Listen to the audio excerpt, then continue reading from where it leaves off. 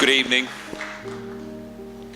So, like many of you here tonight, when I was a child, I was fascinated by old pictures of my grandfather from the war, particularly this one of him jumping his horse over a picnic table.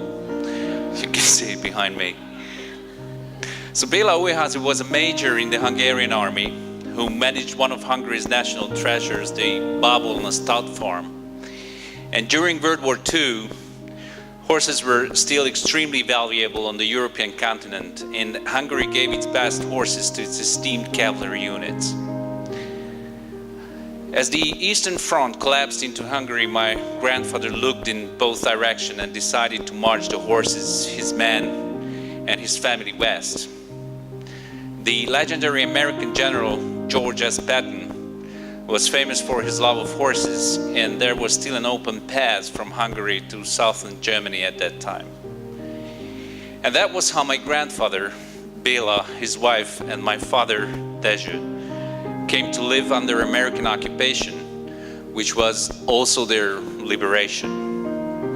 Patton asked my grandfather to set up a riding club for him and his men. It became very popular with the Americans, many of whom had ridden horses back home. And soon there were regular equestrian competitions.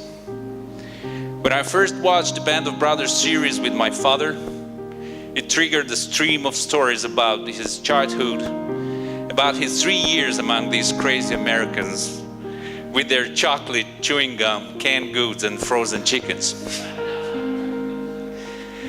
Dezső, my father, was 10 years old at that time, and he's here with us today, and his 80th birthday is on June 17. He's there, and so please join me wishing him a happy birthday.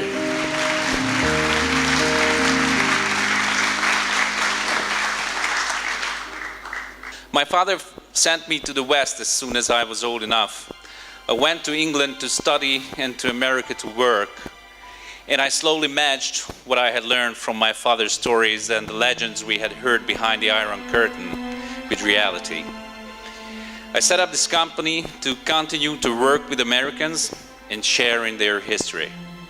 Although our sales started slowly, we never got discouraged, because each time we came back to Normandy, we realized that what we were doing was not only interesting and rewarding, it was important.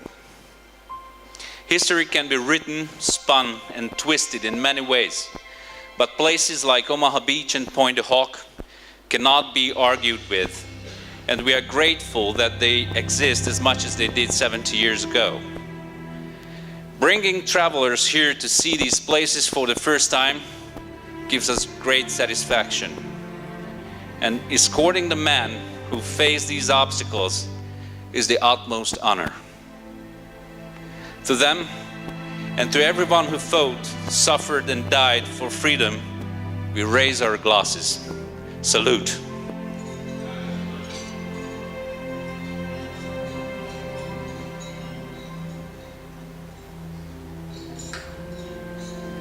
Thank you very much.